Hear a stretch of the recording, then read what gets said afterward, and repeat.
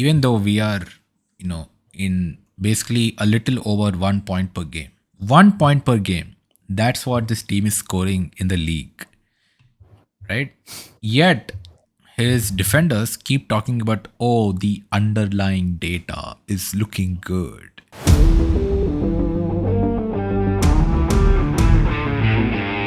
So we are 14th in the table, right? And what is this? Game week 7? No, game week 6. Right. So, and Amorim has managed what, 33 games, I think, at this point. He Yes, that's came in correct. at game week 12 in the previous season, I believe. Game week Yeah. 11, 12, something like 33, 32, whatever, right? Around that number of Right. games he has had, or 30, was it 34, whatever, man, some number. Now, the interesting thing is, even though we are, in basically a little over 1 point per game, 1 point per game, that's what this team is scoring in the league, right? Yet his defenders keep talking about, oh, the underlying data is looking good. Ruben Amorim's 3-4-3 tactic will come good eventually. And then we'll score so many goals. Oh, we'll score so many goals, you don't know what to do with it, right? Now, let's talk about the underlying data, Sandeep. If let's take the Brentford game, right? I'm sure it's Sunday night. I'm sure by Monday or Tuesday, the Amram defenders will come out with their stats to show how we should have won the game against Brentford. Like we mentioned in the previous pod, I think the United fans are basically like England's Barmy Army, right? Moral victories everywhere. So Sandeep, did you? Why don't you tell us what our possession and how many shots we had compared to? I mean, who was winning the XG war in this game? Um, yeah, I think it's become a pretty popular topic of conversation, right? How Manchester United and the underlying data is great, and that's why Ruben Amorim doesn't deserve the sack. That's why we're actually doing good. And I've even seen reports that United should be first based on the underlying data, which, as we'll find out, isn't the case. And there's been so much discourse about this that even the Athletic looked into this issue, right? And to be fair, there are things where we've done well at. We've had the most shots. Uh, all of this is before the Brentford game. We've had the most shots. We have the most XG per 90, the most non-penalty XG per 90, the most passes into. Sorry, it's the sixth most passes into the final third, and the second Yeah. most passes into the penalty area. And on the surface, all of these sound great. The problem, and something that the Athletic also highlights, is red card against for Chelsea. It distorts a lot of this data. The game against Burnley is Hmm. responsible for almost half of our non-penalty XG. Right. Uh, now with the new game, it's responsible for a third of our non-penalty XG Yeah. from Yeah. one game, right? And we've played six, and similar with the Chelsea game. The other interesting thing is, and since we're looking at underlying data and we want to say that United are first, right? Yeah. Yeah. No, let's talk about the Brentford game, right? Why don't you tell our Okay. viewers? Okay. Why don't you tell our viewers what the stats were in Brentford? So if you just look at the numbers at a very surface level, like everyone's been doing, Yeah. right? We actually won that game on XG. We had 2.03 to Brentford's 1.99. Hmm. So we deserve the win. Is that what it means? Yeah. Of Unfortunately, course. no. That's not what it means. If you can pull up FootMob, we will take a look I at it. will. I But will. So that's what that's yeah, what I'm doing right now. I'm going to pull that up. yeah. So the important bit of context that everyone misses with XG, and I think isn't talked about enough, is that you have to take in a factor game state whenever you're talking about XG, because the idea is the state of the game. If it's nil-nil, if it's 1-0, if there's a team leading or both teams are equal, the state of a game decides how meaningful the XG is. Yep. In simple terms, if your team's losing 3-0, right, they typically tend to get more chances because the opposition is not that worried about preventing goals. So they'll probably sit back, absorb more pressure, allow more shots. Now these shots rack up XG, but they don't necessarily mean anything Yeah, yeah, because they're often hopeful attempts permitted by the other team, right? yeah. So let And if you me, look at the Brentford game, yeah. right? So I Yeah, just, you got it yeah, right up there. yeah. I just pulled up these numbers, right, and it's going on the stream right now. So, Okay, yeah. we So have it like there. you said, Somdi, we won the XG war, right? 2.03 to 1.99. We had more Right, shots. We had more possession as well. absolutely. Right, Yeah, as you can see, 56% to 44, and yeah, more shots. Almost equal number of shots on target and big chances. So somebody who just looks at this might think that, it's gonna love hey, it. yeah, this Yeah. this this looks great. What's the problem, right? And I will show you what the problem is right now. So remember Chesko's goal, right, in the 26th minute. Yes. So this, as you can see, Absolutely. this is a shot, right, which got the goal 0.35 xg. But however, you Yes. must remember this goal came after two missed attempts, right? Now I'm Mm-hmm. not, yeah, Mm-hmm. just to be clear, I'm not blaming Sesko in any of this, right? He did get us a Absolutely goal, not. which is what a striker should do. Whether it takes two or Yeah. three attempts, I really don't care about all that. But all I'm saying is how it inflates the stats, right? So this was a third attempt, 0.35 xg he got, right? Now look at this. Just Yeah. before he had another attempt, right? 0.34 xg. This was saved by the goalkeeper.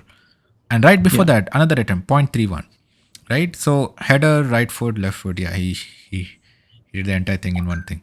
But so look at this. So 3-1, 3-4, and 3-5. So that's 0.99 xg for one goal, right? So That means you that can means already see, half. yeah, that Yeah. half the A half xg, our entire XG right?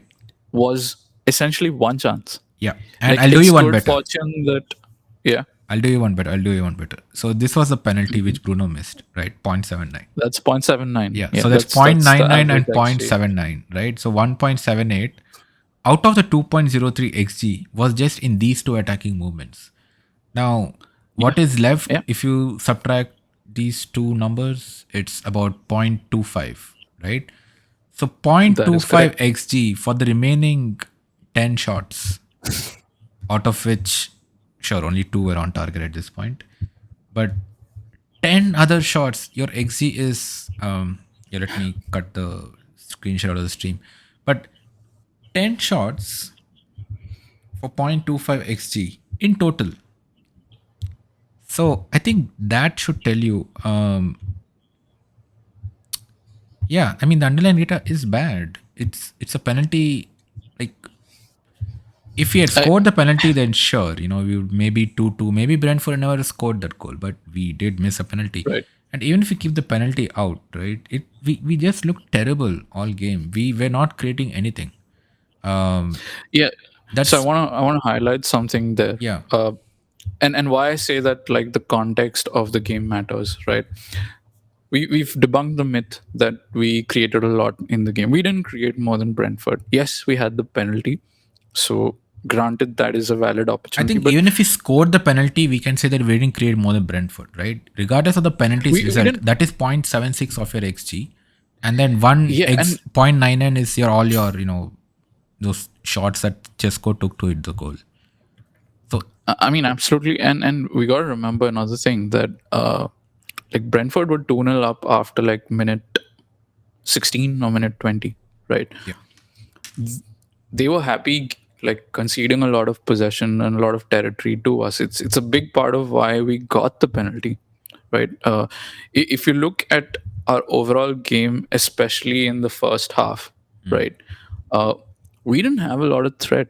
Like, Brentford dominated the threat, and then they scored two goals early, so they just felt comfortable backing off. So on another day, it might even happen that we don't even get chances like Sesko scoring, or Bruno getting that penalty, because yeah, uh, Brentford have us a bit more on the back foot. They just didn't need to, right? What I'm trying to say isn't that United are a terrible team. They are, but that's not what I'm trying to say. What I'm trying to say is that when people look at the data, and they try to claim that the surface Yeah. info makes us think that Manchester United should be first. They absolutely shouldn't. There is no data. And if you look at the actual information, you will realize the truth of the story that United aren't playing particularly well. United were comprehensively beaten by Brentford, who were the better Yeah. team on the day, while not necessarily having the better players across the pitch. And and this game is probably going to be used as an example of a game we should have won, but the actual underlying information shows we shouldn't have won this. And I hate that, because this is something Amram's used in his own press conferences to highlight that Yeah. we actually did better on the XG, so we deserve the win. But I think that's a disingenuous use of this information. Yeah, and I think that's the thing, right? Pretty much every game, it's the same story, right? They keep repeating that, oh, the underlying data is better. We even saw, I think, when was that? Before the Brentford game, when Jim Ratcliffe flew to Carrington to meet That's correct. Ruben Yeah. Amorim. And the media brief after that was that Ratcliffe believes in that the underlying data is looking good with Amorim, and so Right. he believes Amorim must stay. Like, come on, man. Two non-football people sitting here. By non-football, I mean like this is not our career, right? We both have different jobs. If Yeah, we at can this figure point in out, or time. even random people on Twitter and Reddit can figure out that all this underlying data is Well, a I want to farce. point out one thing. Like, data is kind of our job. No, I get it, So but I'm just saying that at the very least, we can claim to understand what's going on here. no. What I'm Right. saying is, no. The what I'm saying is, we are not in the business of football, right? Absolutely. Yeah. The Yeah. people who are giving Ratcliffe this information are people who do this for a living, right? People whose 100%. salaries are Yeah. decided by how good they are at this job. And And if people who they, obviously have the bigger picture. Right. yes, and if they are feeding Ratcliffe this information, I honestly have no hope for the club. Like, maybe it's just a media brief. You just want to, placate the media. I get that angle of it.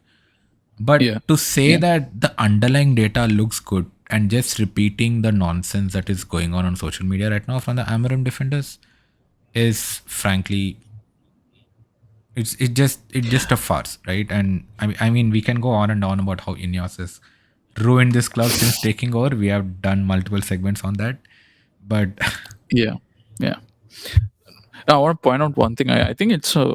I'm fairly certain it's a media brief, because, of course, Sajam says that the underlying data that he's been shared with by people at United shows that Ruben Amorim's doing well. My question is, Sajim and Dan Ashworth, they both mentioned that United don't even have a data team. So who's bringing this information? Like, we had one guy this year, what's right? We had one guy. yeah, but we hired him like a month ago, and he Yeah. was the head of performance engineering at a Formula One team. So I don't know exactly how that translates to whatever this is, but there are gaps here. I mean, one of Dan Ashworth's reasons given for firing was that he asked for a data team, and it was said that you don't need Yeah, one, he also or did not like Amorim, and Radcliffe got offended by that. yeah, and Dan Ashworth has helped build fairly decent teams at Brighton and Newcastle. I do think some of his input is probably worth considering. Yeah, yeah. Um, he certainly Yes. has seen his teams finish higher than 15th, uh, which Yeah, is man. pretty much where we are That's the thing, again, right? We are on roughly 1 point per game. We are on relegation level form, and see and if have been so. if this was a state after 5 or 10 games, I would concede that, hey, maybe we'll get better, or players need to bed in, or whatever other excuses that people give. Right. But That makes sense. Yeah. Amarim has played 49 games so far, 34 in the league. Now that's a Wait, decent wait. It's enough been 49 games. in all competitions. That's what I believe. Pretty sure Holy Wikipedia is shit! not wrong. Like, But sorry. yeah, so he has played 49 games in all competitions from 11th November 2024. So roughly about 10 and a half months. And in Yeah, 49 almost a year games, now. yeah, In 49 games in all competitions, he has won 18 and he has lost 19, and he has drawn Okay. 12. So I think Okay. 49 games is a decent body of work on which to judge a performance. Right? It's Arsenal's certainly a body invincible. of work. I don't know about decent. No, I mean, by decent, I mean the quantity of games that Yeah. happen, right? It's- So, yeah. like, Arsenal went unbeaten for 49 games in their invincible run, right? Yeah. Now, Yeah. if you go unbeaten for 4 games, people like, yeah, whatever, it's just a flash in the pan. But you do something for 49 games, it's hard not to draw a consistent or a measurable pattern from that, right? And Yeah. I think that's a huge sample at yeah, that point. so that's what I'm saying. 49 games is a decent body of work for Yeah. anyone to judge the performance of, a manager. Yeah. And We're talking about 4,500 minutes plus of football at that point. That's a yes, lot. yeah, that's a lot, exactly. So that's what I'm saying, right? This would boggles the mind to say, he still needs time to settle in. I know we see Hmm. all these, like I don't want to get in that part of the discussion now, but I'm just kind of, like we both talked about this offline, all the comparisons to Sir Alex Ferguson about his first season or second season and saying, oh, he did Right. similarly bad. But there was improvement being shown. Like, I'll just, talk about the eye test, right? Like, sure, even if results are not occurring, the eye test can tell you whether you're actually doing well or not, right? And the eye test so far has been that we are doing nonsense on the pitch. Like, people compare to Klopp's Liverpool in his first season when he was, I think, eighth or ninth, but the football looked good, or, you could see that something was happening. You don't see Yeah. anything here. It just hoofball for 90 minutes to the wing backs and then cross or try to bully through the pitch, center of the pitch, and nothing ever works out. Pretty much. I like, if we want to like kind of summarize or highlight this, it's what you said. To everyone that feels that United are improving under Amram, okay, fair. Mm. I want to know what's the one pattern of build up successfully and effective that United under Amram do? Because it's been 50 games, right? That's a lot of time to Yeah. establish that. Mm.